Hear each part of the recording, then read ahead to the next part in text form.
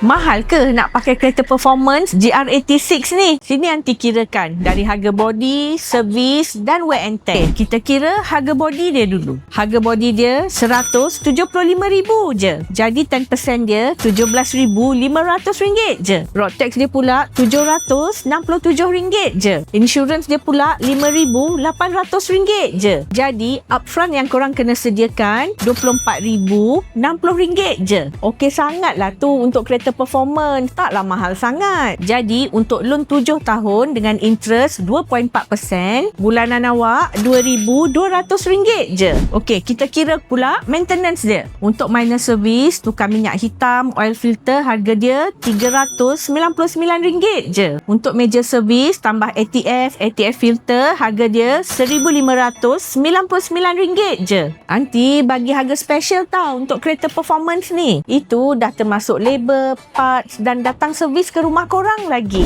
Sekarang wear and tear dia pula. Brake pad depan satu set RM600 je. Brake pad belakang pula satu set RM580 je. Tayar dia pula untuk Michelin PS5 ni sebiji RM800 je. Jadi satu set dalam RM3,200 je. Untuk minyak full tank baru RM100 je. Boleh pergi sampai 570 km kot. Tapi kalau nak dapat RM100 full tank tu, kena cucuk IC lah. Murah kan kereta performance full tank RM100 je. Jadi awak nak tak pakai GR86 ni? Kalau nak, jom jumpa Aunty di Prime Wheel Subang Jaya.